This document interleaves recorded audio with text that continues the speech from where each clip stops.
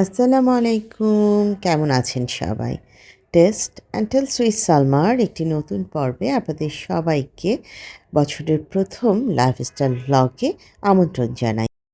এই বছরের প্রথম মাসের তৃতীয় দিনটিতে এসে আমি আমার প্রথম ভ্লগটি নিয়ে আপনাদের সামনে হাজির হয়েছি।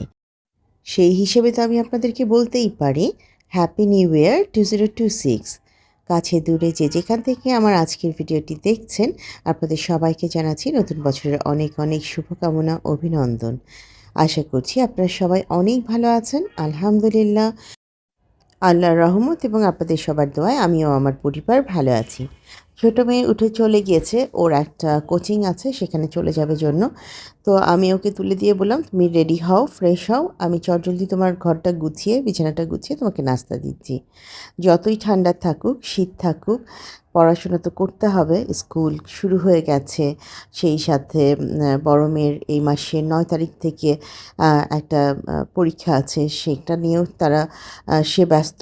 তো ২ মেয়ের পড়ালেখা নিয়ে তো আমি যথারীতি ব্যস্ত। আর ইংলিশ মিডিয়ামে আসলে সেভাবে শীতের ছুটিটা পায় না। ওরা সামার ভ্যাকেশন পায় কিন্তু উইন্টার ভ্যাকেশন সেভাবে ওরা পায় না। তো যাই হোক, মেয়ের রুমটা একটু সুন্দর করে গুছিয়ে দিয়ে বেডশিটটা চেঞ্জ করে দিয়ে আমি এখন চলে যাচ্ছি, ওকে চটজলদি নাস্তা দিয়ে দিতে হবে সেই জন্য। আর ও বের হয়ে যাবে, তারপর আবার আমার বড় মেয়েকে টিচার পড়াতে আসবে, ওর নাস্তাটাও দিতে হবে। তো একটু চটজলদি এই কাজগুলো শেষ করছি। মাসের শুরুতেই এক গাদা লিস্ট নিয়ে এসেছে আমার খালা, এটা লাগবে ওটা লাগবে। এক ফাঁকে একটু গিয়ে মাসের গ্রসারি বাজারটাও করে আনতে হবে। তবে এখনও হাতে সেভাবে টাকা পয়সা জড়ো হয়নি। ডাক্তার সাহেব আমাকে সেভাবে মাসের খরচের টাকাটা দেয়নি। তো সেই জন্যই মনে মনে প্ল্যান করছিলাম, আগে কোন জিনিসগুলো খুব বেশি প্রয়োজন সেগুলো কিনে ফেলবো। পরে যখন টাকা পয়সা আসবে তখন না হয় বাকি জিনিস কিনবো। আসলে একটু প্ল্যান করে চলতেই হয়। আসলে আমরা যারা মধ্যবিত্ত ঢাকায় ভাড়া বাড়িতে থাকি, মাসের প্রথমেই কিন্তু আমাদের মাথায় বেশ কিছু বিলের ফর্দ ঘুরতে থাকে। এই যেমন ধরেন খালাদের বেতন, ইউটিলিটিস, বাসা ভাড়া, স্কুলের বেতন, টিচারদের বেতন, কোচিংয়ের বেতন। তো এইসব আসলে পরিশোধ করবার পর বাজার খরচের ব্যাপারটা নিয়ে ভাবতে হয়, এবং সেটা আমার বেশ বড় অঙ্কেরই যেহেতু যায়, তো দেখা যায় যে চাইলেও মাসের প্রথমে অনেক টাকার বাজার করে ফেলবো সেটা সম্ভব হয় না। প্রথমে আমি বিলগুলোকেই ক্লিয়ার করতে চাই, আর তারপর যেটা করি সেটা হচ্ছে প্রয়োজন অনুযায়ী বাজার খান। তো এবার যেহেতু প্রথম থেকেই খেলা ঘ্যান শুরু করেছে, আটা ময়দা আনতে হবে, তো ভাবলাম ঠিক আছে, একটু মিনিমাইজ করে বাজারটা শেষ করব। তারপর সাহেব যখন আবার হাতে টাকা দেবে তখন না হয় বড়সড় আকারে বাজার করা যাবে। ওদিকে বাচ্চাদেরকে চা পরোটা নাস্তা দিয়ে আমি একটু সবজি ভাপিয়ে রেখে দিচ্ছি, ওটা নুডলসে দিব। আর বাসার উপর থেকেই ৩টা মুরগি কিনেছি, একটা পোলট্রি মুরগি এবং বাকি দুটো কক মুরগি বলে যে সেটা। কারণ পোলট্রি মুরগিটা দিয়ে আমি একটু চিকেন ফ্রাই রেডি করে রাখবো। ছোটো মেয়েটার স্কুল শুরু হয়েছে, ওকে টিফিনে দিতে হবে, মাঝে মাঝে রাতেও ওরা ডিনারের সাথে খায়। আর ওদিকে আমার ইউনির জন্য কলিজাগুলো আলাদা করে রাখা হচ্ছে। ইউনি আজকাল খুব পছন্দ করে মুরগির কলিজা খাচ্ছে।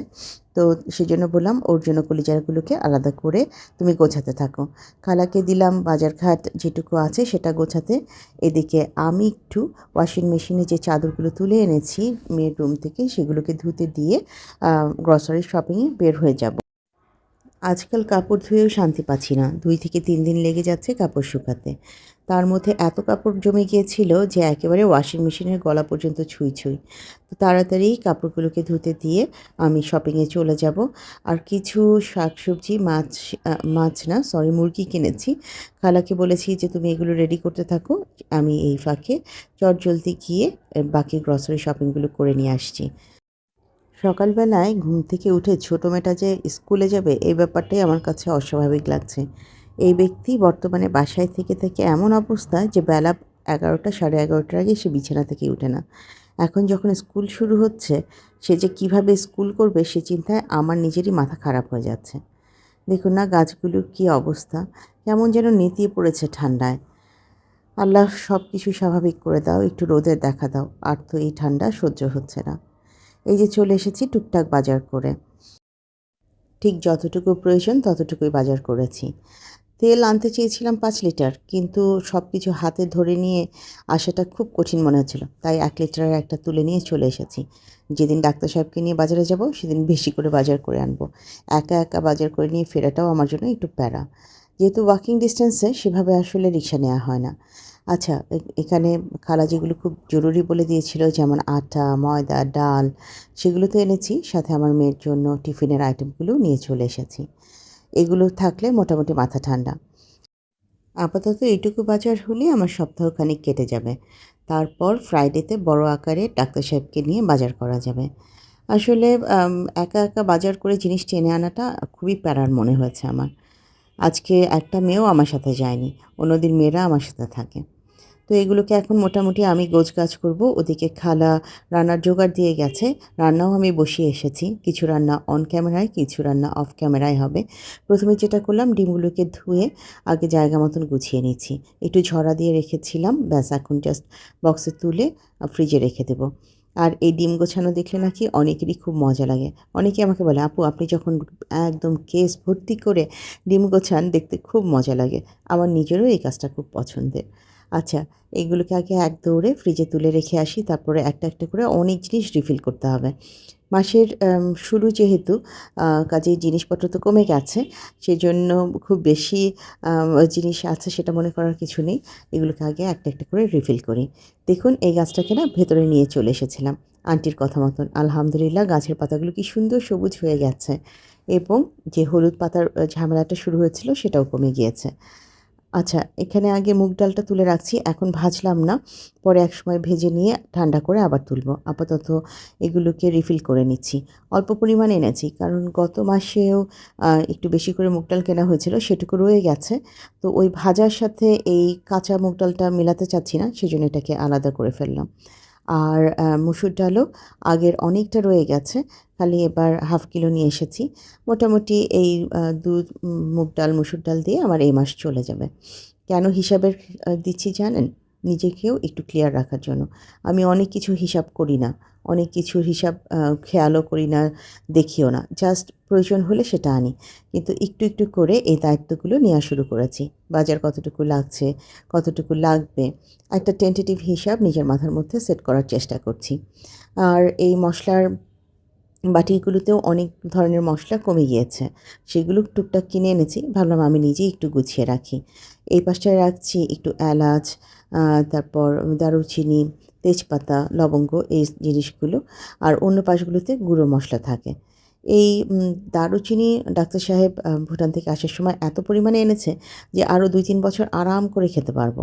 এত পরিমাণ দারুচিনি সে এনেছে। যেটা তাকে মূলত আনতে বলা হয়েছিল এলাচ, সেটাই সে আনতে পারেনি, কারণ সেটা নাকি সে খুঁজে পায়নি।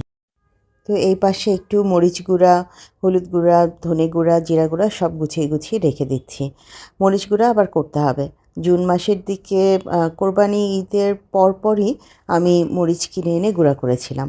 এটুকুই শেষ, এরপর আর নেই।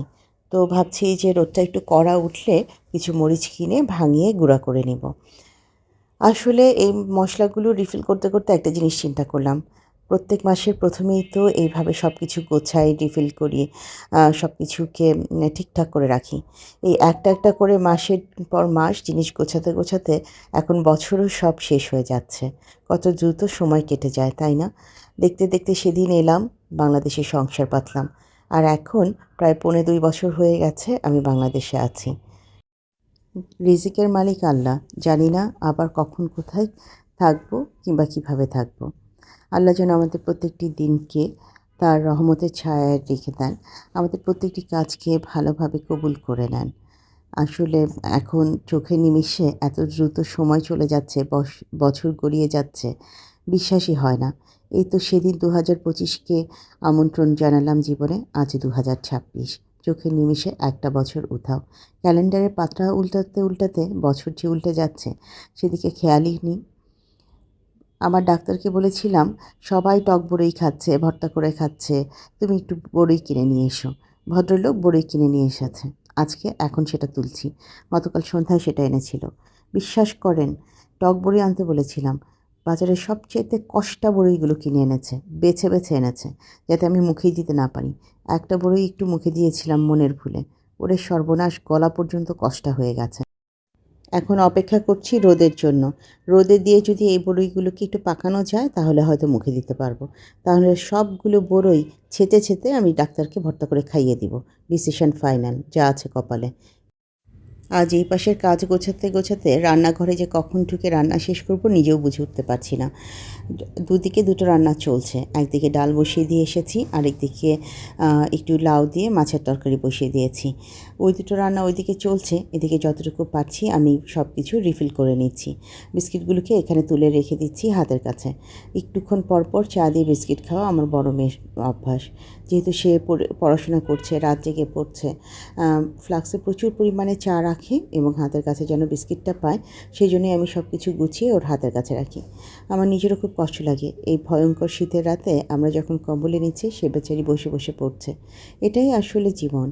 এই সময়টা যদি কষ্ট করে, কোনো একটা সময় যেয়ে নিশ্চয়ই আরাম করবে। অবশ্য মেয়ে মানুষের জীবনে আরাম বলে কোনো কথা নেই।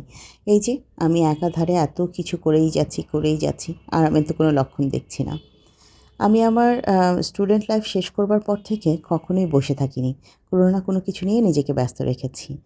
আম চাকরি, টিউশনি, টিচার হিসেবে থাকা, এমনকি ভুটানেও আমি কাজে ব্যস্ত ছিলাম এন্টারপ্রেনার্স হিসেবে। এখন আমি ইউটিউবার হিসেবে নিজেকে ব্যস্ত রেখেছি। ছোটোখাটো বিজনেস করছি, যেটা লাভ লোকসানের বালাই নেই, শুধুমাত্র সময় কাটছে। তো আসলে খুব যে শান্তিতে থাকতে পারবে কোনো মেয়ে মানুষ, এটা মনে করার কিছু নেই। আমাদের সবচাইতে বড় কাজ হচ্ছে সুন্দর করে সংসার করা, সন্তানদের মানুষ করা, স্বামীর মন জুগিয়ে চলা এবং ভালো বউ হিসেবে নিজেদেরকে প্রমাণ করা। যদিও এর ধারের কাছে কোনোটাই আমি করি না। আমি আমার মতন চলি, বাকিরা আমাকে অ্যাডজাস্ট করে নিয়ে চলে। সব কিছু গোছগাছ করে কিচেনে চলে এসেছি। একটু পেঁয়াজ, কাঁচামরিচ, আমার ঘরের যে বিলাতি ধনিয়া পাতাটা ছিল এগুলো একটু কেটে নিলাম। আসলে আমার ছোটো মেয়ে বলল, মা চিংড়ি দিয়ে বাঁধাকপি ভাজি করে দাও, ওটাই খেতে বেশি ভালো লাগছে। তো ভাবলাম যে ঠিক আছে, এটুকু আমি নিজেই জোগাড় করে নিয়ে রান্নাটা বসাই। বাকি রান্নাগুলো জোগাড় আমার খালা আমাকে দিয়ে গেছে। যে চপিং বোর্ড এবং নাইফটা ইউজ করছি এটা কিন্তু আমার পেজে অ্যাভেলেবেল আছে। একদম মিনিসো গ্রেডেড এবং খুব ভালো একটা জিনিস। অল্প জায়গা নেয়, সুন্দর করে সব কিছু করে ফেলানো যায়। নাইফটা ভীষণ শার্প, কাজ করে খুব আরাম। চাইলে কিন্তু আপনারাও নিতে পারেন আমার পেজ থেকে। অবশ্যই এই হ্যান্ডেল ভাঙা কানা আম কালো রঙের ফ্রাই প্যানকে ইগনোর করবেন। আমি জানি প্রত্যেকের ঘরেই এরকম একটা কাইল্লা তাওয়া কিংবা কড়াই কিংবা ফ্রাই প্যান থাকে। আমার ঘরেও আছে। এগুলোতে কাজ করে যে আরাম, বিশ্বাস করেন অন্য কোনো কিছুতে কাজ করে আপনি সেই আরামটা পাবেন না। সেইজন্যই বললাম হ্যান্ডেল ভাঙা, এটার কিন্তু হ্যান্ডেল নেই। এই ফ্রাই প্যানটাকে ইগনোর করবেন। আমাকে একটু সাজেস্ট করবেন তো, আমি হানিকম্ব কড়াই এবং আয়রন ক্রাস্টের কড়াই এ দুটোই কিনতে চাচ্ছি। কোনটা কিনবো এবং কোনটা কিনলে আপনারা ব্যবহার করে আরাম পাচ্ছেন, অবশ্যই একটু সাজেশন দিবেন। ইচ্ছে আছে এই মাসেই আমি দুটো কড়াই কিনবো। আসলে একটা তাওয়া, সেটা কিনতে চাচ্ছি আয়রন ক্রাস্টের, এবং কড়াইটা কিনতে চাচ্ছি হানিকম্বের। আসলে ফেসবুকে দুটারই এত পরিমাণে অ্যাড দেখেছি যে খানিকটা কনফিউজড হয়ে গিয়েছি। তবে সবাই বলছে যে আয়রন ক্রাস্ট খুবই ভালো, শরীরের জন্য ভালো, সব কিছু মিলে ভালো। আসলে বুঝে ওঠা দায়, তাই না? কিছুদিন আগে আমরা যারা ফ্রাই প্যান নিয়ে কাজ করলাম, ফ্রাই প্যানে রান্নাবান্না করলাম, তখন মনে হয়েছে ফ্রাই প্যান বেস্ট। কিন্তু এখন তো অনেক কথাই শুনছি যে না, ফ্রাই প্যানটা আসলে সেরকম শরীরের জন্য ভালো না। একটু ভিডিও রিলেটেড কথায় আসি। মশলাগুলোকে কষিয়ে নিয়ে আমি চিংড়ি দিয়ে ভালো করে কষিয়ে নিয়েছি। এখন বাঁধাকপিগুলো এখানে অ্যাড করে দিচ্ছি। যেহেতু এই খাবারটা শুধুমাত্র আমার ছোটো মেয়ে খেতে পছন্দ করে, ওর জন্যই অল্প করে করছি। আমি, আমার হাসব্যান্ড আমরা সেরকম এই চিংড়ির আইটেমটা খেতে বেশি একটা পছন্দ করি না। আর এই রান্নাটার একটা সুবিধাও আছে, খুব চটজলদি রান্না হয়ে যায়। এই যে দেখুন, আপনাদের সাথে গল্প করতে করতেই কিন্তু রান্না শেষ। খুব বেশি সময় লাগে না। জাস্ট এখন নিজের গাছের ধনিয়া পাতাটা অ্যাড করে দিয়ে বেড়ে নামিয়ে ফেলবো। এই ধরনের ফাঁকিবাজি রান্নাগুলো কিন্তু আমি ভুটানে থাকতে নিজে নিজে তৈরি করেছি। কত তাড়াতাড়ি অল্প সময়ে রান্না করা যায়। আসলে ওখানে তো শীত আরও বেশি থাকতো। লম্বা টাইম রান্নাঘরে দাঁড়িয়ে থেকে রান্না করাটাও খুব কঠিন মনে হতো। পায়ের আঙুলগুলো একেবারে বরফ হয়ে জমে যেত। তো যেই কারণে আমি শর্টকাট সব রেসিপিতে চলে যেতাম। চিংড়ি দিয়ে বাঁধাকপি রান্নাটা শেষ করেই এই পাশে কিন্তু আমি মশলা কষিয়ে মুরগিটা বসিয়ে দিয়েছি। মুরগিটা কষানো হতে হতে আমি আমার নামাজ এবং গোসল শেষ করে আসব। আর বড় মেয়েকে দায়িত্ব দিয়েছি সে যেন এসে মাঝে মাঝে একটু একটু নাড়াচাড়া দিয়ে যায়।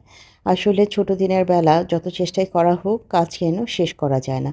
আর যেদিন বাজার ঘাটের ব্যাপার থাকে সেদিন তো আরও বেশি সময় চলে যায় চোখের নিমেষে। আর এগুলো কোনো রেসিপি আসলে শেয়ার করবার মতো নয়। এইসব রান্না আমার আপু ভাইয়েরা আমার থেকে অনেক ভালো জানেন। সেজন্য রেসিপি শেয়ার করছি না। যখন টেবিলে খাবার দিয়েছি তখন প্রায় পৌনে ৩টা। এই যে বাঁধাকপি দিয়ে চিংড়ি, লাউ দিয়ে মাছের তরকারি আর আমি ডালটা কিন্তু অফ ক্যামেরাতেই বসিয়ে দিয়েছিলাম। সেটা আমি আপনাদের সাথে গল্প করার সময় বলেছি। আর মুরগি রান্নাটা শেষ করেছে আমার মেয়ে। যদিও সে অনেকটা ঝোল শুকিয়ে ফেলেছে। খাবার টেবিলে আসলে তারা কিন্তু সারাক্ষণ বলতে থাকে ঝোল লাগবে ঝোল। কিন্তু যখন দায়িত্ব দিয়েছি সে কিন্তু ব্যাপারটা বুঝতেই পারেনি। আর সরাসরি হাঁড়িগ্রাফি চলছে। হাঁড়ি নিয়ে ভাত নিয়ে চলে এসেছি। এখন ক্ষুধায় পেট এত চোচো করছে যে ভাতটাকে যে বেড়ে সুন্দর করে সাজিয়ে গুছিয়ে আপনাদের সামনে আনবো, সে ধৈর্যটুকু কারো নেই। যা আছে যেটুকু আছে সেটা নিয়েই রওনা হয়ে গেছি খাবার টেবিলে। যাই হোক আপনারাও সবাই চলে আসুন। সবাই একসাথে মিলে না হয় খাওয়া-দাওয়া করা যাবে। এটা একদম মাগরিবের পরের একটা অংশ। একটু বাইরে গিয়েছিলাম। তো যেহেতু বছরের ১ম দিন সবাই একটু নাস্তা খাবে। তো ভাবলাম ঠিক আছে নাস্তাটা বাইরে থেকে নেই। ছোট মেয়ে খাবে শর্মা। তো তার জন্য শর্মা আনা হয়েছে। বড় মেয়ের পছন্দ হচ্ছে মোমোস, ওর জন্য মোমো। আমি আর ডাক্তার সাহেব খাবো পিঠা। একটা মাত্র ডিম চিতই নিয়েছি। আমরা আসলে কখনো এটা খাইনি। এই ফার্স্ট টাইম আমরা ট্রাই করব সেজন্য। আমি নিয়েছি ভাপা পিঠা আর এটা হচ্ছে আলু দিয়ে চিকেনের একটা চপ। যেটা আমার বড় মেয়ের জন্য আনা হয়েছে। তার নাকি এই টাইপের চপ খেতে খুব ভালো লাগে। তো এই তো বিকেলের নাস্তা বাড়ি থেকে নিয়ে চলে এসেছি। আসলে সারাদিন কাজ করে, ডিউটি করে ইচ্ছে আর করে না যে নিজের জন্য ১ কাপ চা বানিয়ে বিকেলবেলা খাবো কিংবা কোনো নাস্তা রেডি করে ঘরের লোকজনকে দিব। তো যা রেডিমেড পেয়েছি সেগুলো নিয়েই চলে এসেছি। আপনারাও না হয় শীতকালীন পিঠা খেতে চলে আসেন। আজ এ পর্যায় থেকে আপনাদের সবার কাছ থেকে বিদায় চাইছি। আমার নতুন বন্ধু, পুরনো বন্ধু যে যেখান থেকে আমাকে দেখলেন, ভিডিওর কোনো একটি অংশ যদি ভালো লেগে যায় কাইন্ডলি লাইক, কমেন্ট, শেয়ার এবং সাবস্ক্রাইব করে আমাকে এগিয়ে যেতে সাহায্য করবেন। যারা প্রথমবারের মতন ভিডিওটি দেখলেন, ভিডিওটি ভালো লেগে গেলে আমার বন্ধু হয়ে আমার পাশে থেকে যেতে পারেন। আজ এ পর্যায় থেকে বিদায় নিচ্ছি। আল্লাহ হাফেজ এবং আসসালামু আলাইকুম।